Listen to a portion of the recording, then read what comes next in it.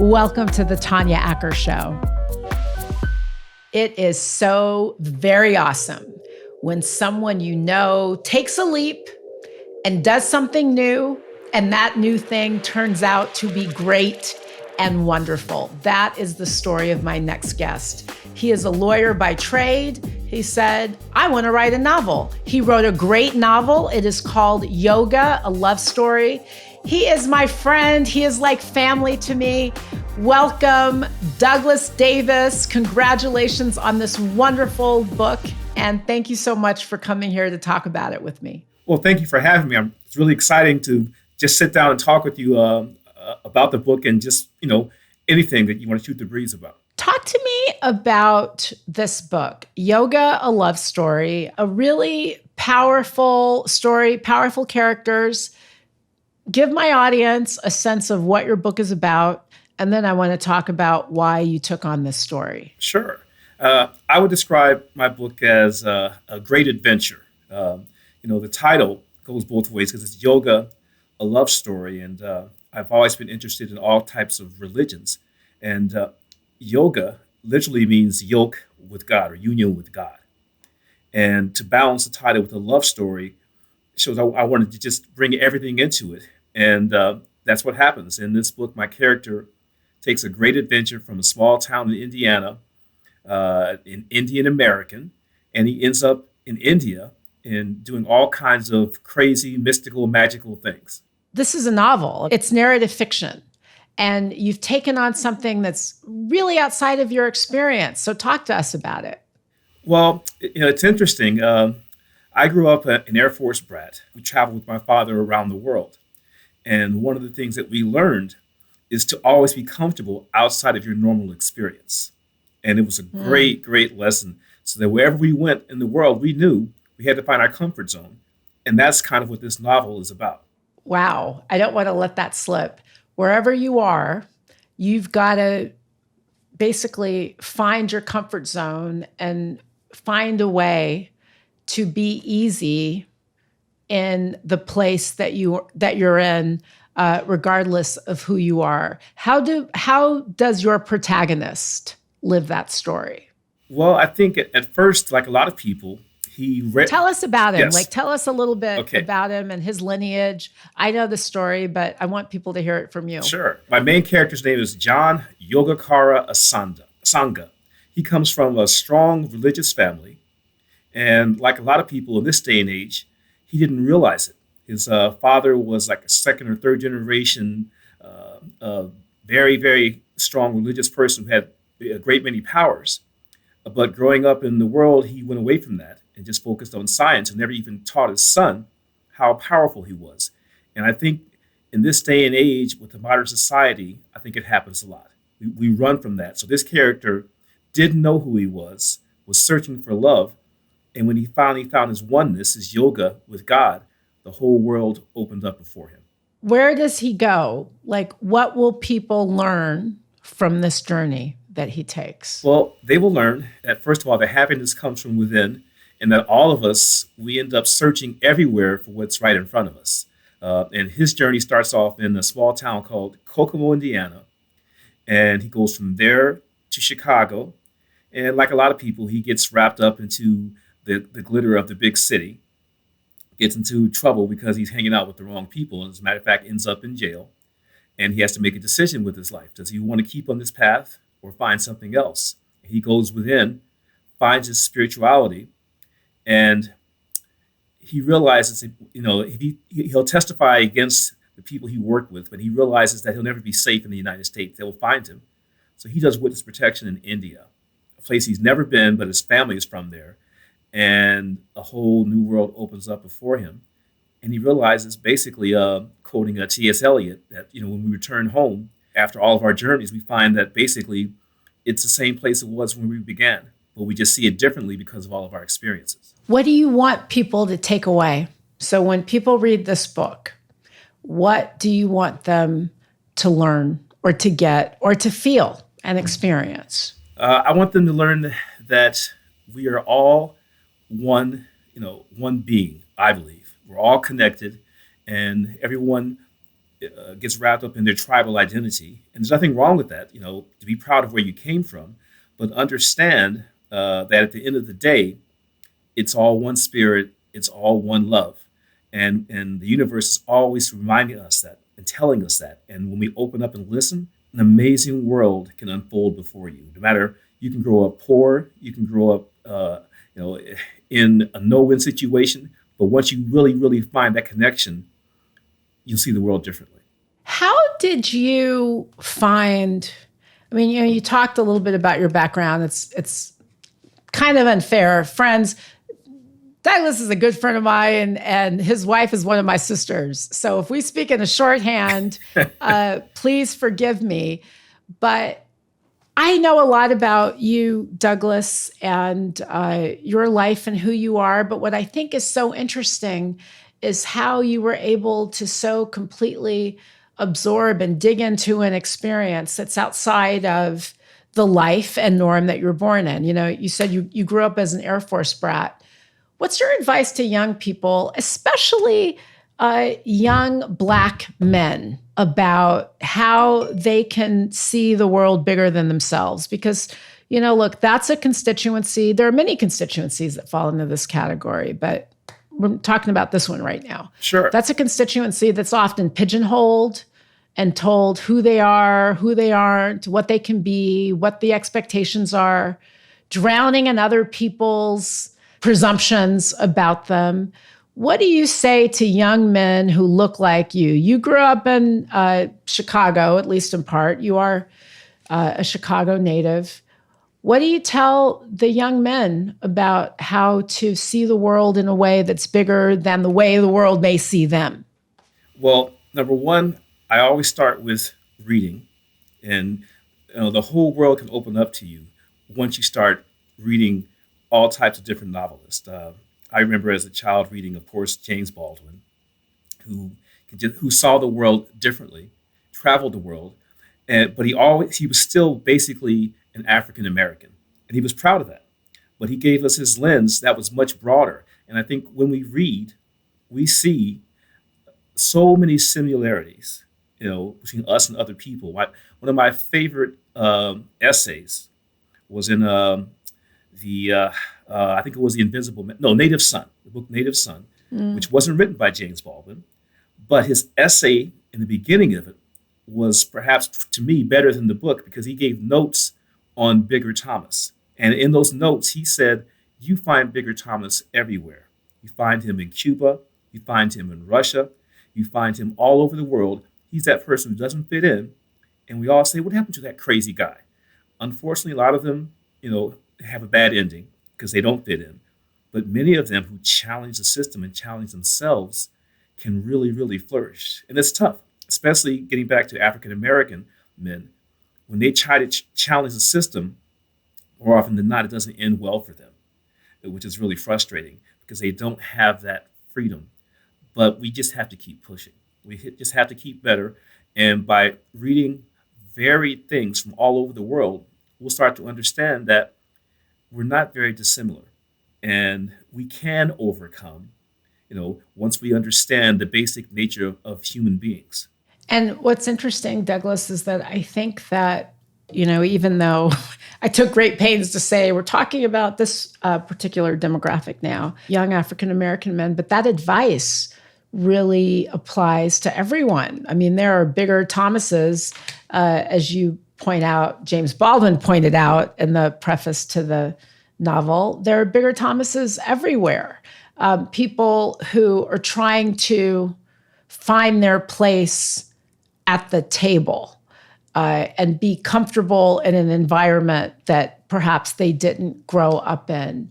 Who are your favorite writers? Who are your literary influences? I'm guessing James Baldwin, and I'm guessing Ralph Ellison, yes, since you mentioned James Baldwin. And so, yeah. So, that was not a big leap. Well, I don't get brownie points for that. Tell us some others. Who are the writers that you love? And what's really funny is my Twitter handle is Ellison James, which is clearly, but yes, of course, Baldwin and Ellison. But I'm kind of a nerd. I go back to Alexander Pope. I start with him, whose essays on criticism, I think it was written, I checked my notes, in 1711, is still one of the most famous essays ever written. People quote from it all the time. They quote, for example, to err is human, to forgive is divine. And there's another quote about we tread where angels, fear. And I'm paraphrasing that one. But the quote I took from that, from I think sophomore year of high school, it never left me, was he talked about how to write lyrical poetry. And the line was, he said, "'Tis not enough, nor harshness gives offense. The sound must seem to echo the sense."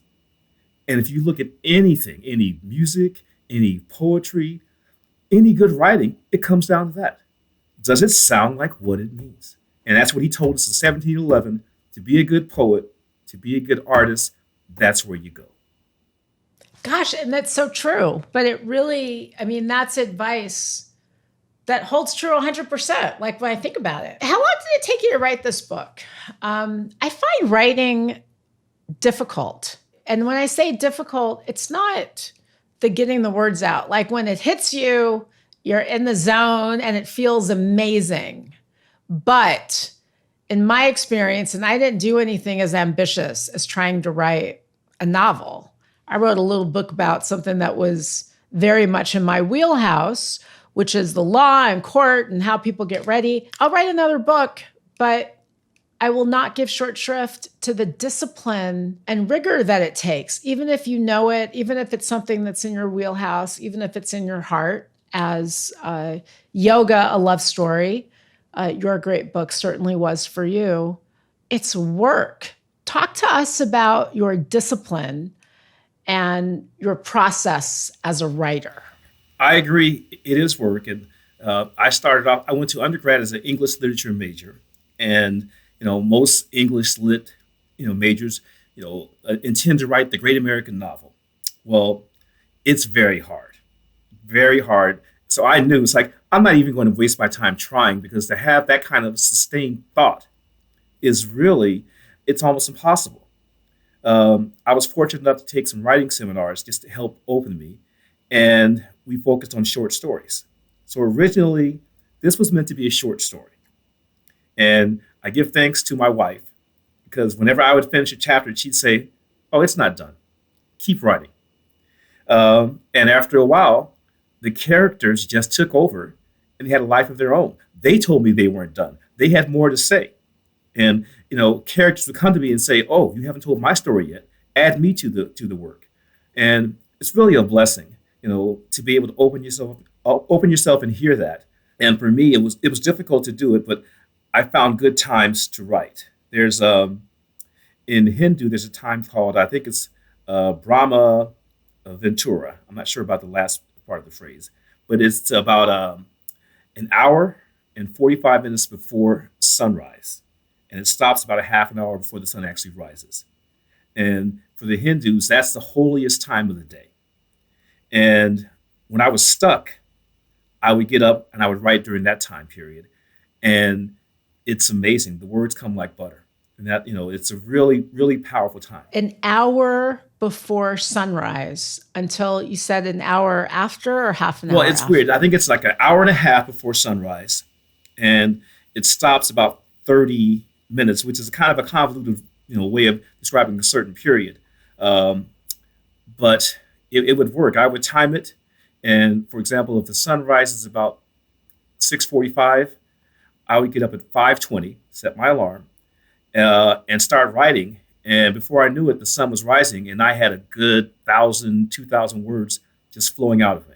So basically, you're telling me if I get up much earlier, my brain is going to be, I'm going to be way smarter and much more productive, Douglas. Neither you nor your brilliant wife, we can't let that slip, by the way, because you would give her chapters and she's like, "You're not done." Yes. That's what happens when you marry another lawyer. Exactly. Hi, Alexis. But that's really fascinating. Did you carve out this time every day? Like, was this did you take days off? Part of the reason I'm asking this is that so many people, I think, have in themselves a novel or a short story or something. And I think what's important to remind people of is that you have it in you and you should do it. But in order to get it out, there really is, it helps to have a process. Like Yes. for me, it helped to have a process. My process was not quite that early. Like my process would run late into the night. My husband made popcorn because sometimes I'm like, if I'm really working, I really don't want to eat anything that's going to require me to stop. Sure. So he can make some popcorn and I can stay up really late. You know, everybody has their process. So was that a part of your process for you? Like every day, was it this early morning ritual? And how did you take days off? And what did you do when you got really stuck? Well, I would use the early mornings when I was really stuck. I didn't do it all the time because, especially if you have a job and you're getting up at 4:30, 5 o'clock, you're pretty much ruined for the rest of the day. It throws you off. So I couldn't do it every day.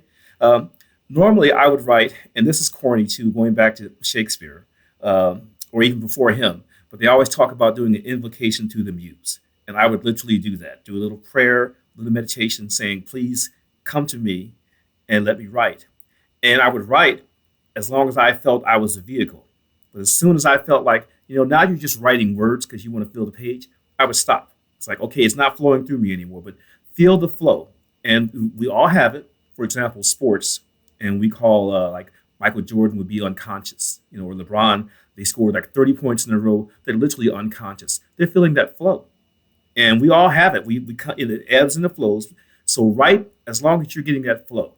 As soon as you feel it's not there anymore, stop. It's okay. I don't care if you just wrote one paragraph. It could be a beautiful paragraph.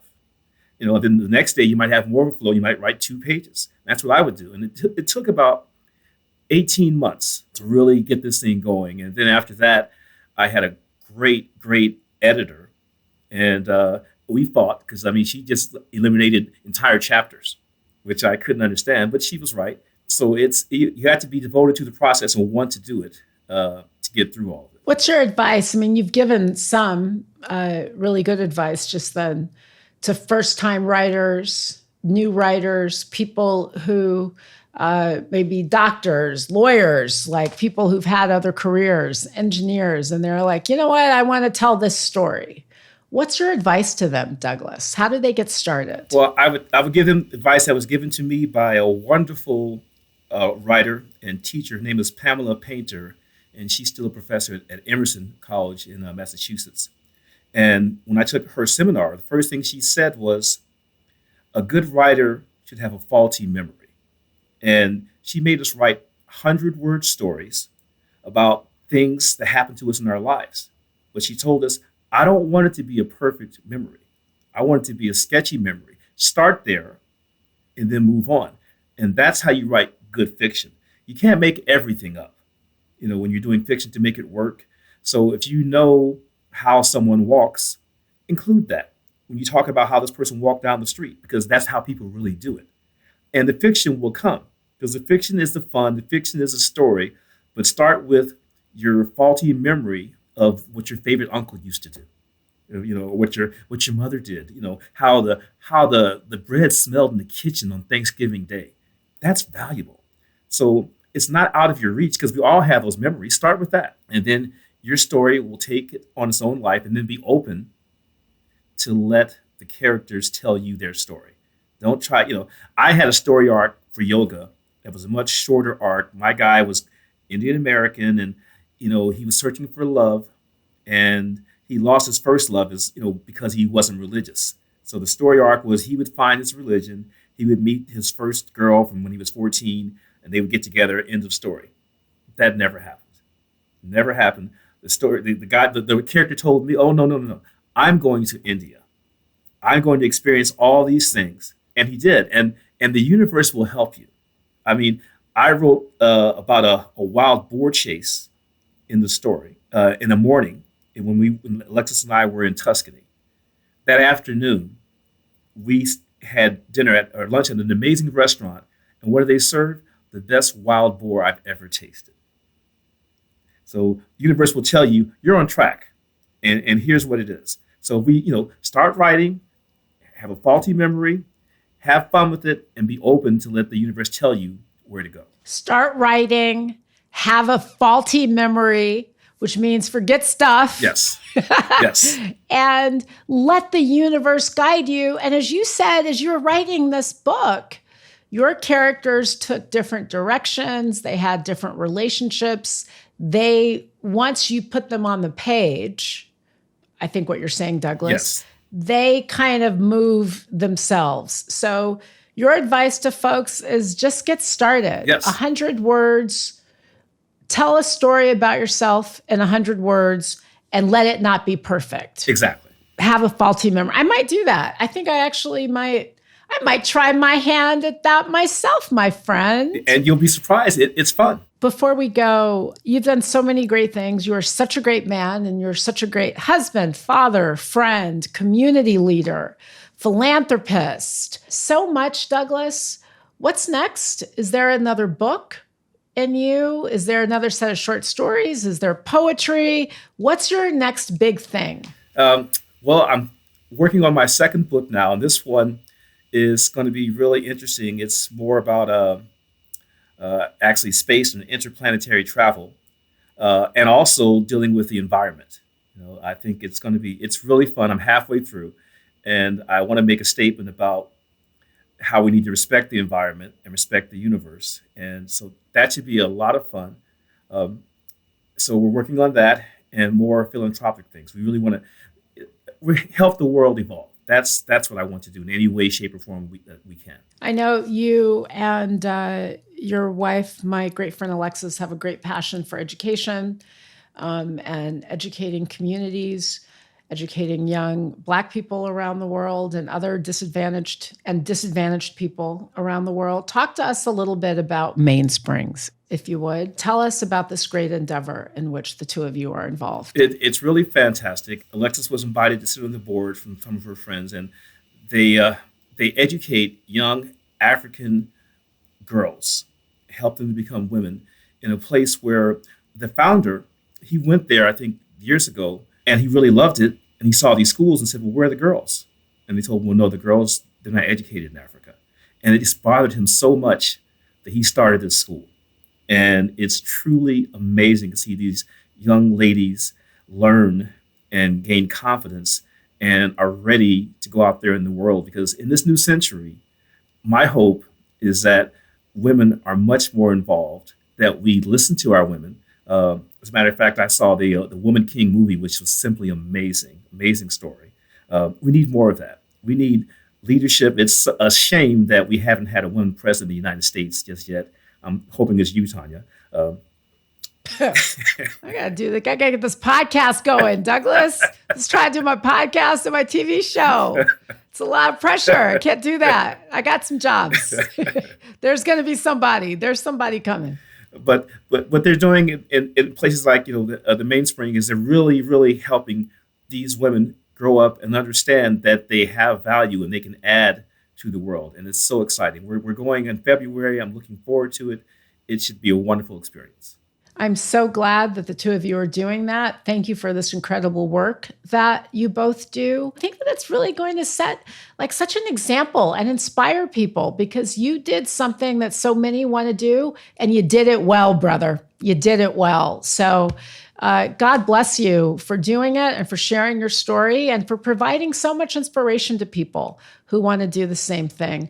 Yoga, a love story. My friend, an author, Douglas Davis, read his book and check out this incredible organization, Mainsprings. We're going to put the information up so you can learn more about a lot of his philanthropic work too. Well, thank you, Tanya. Thank you, friend, for being here.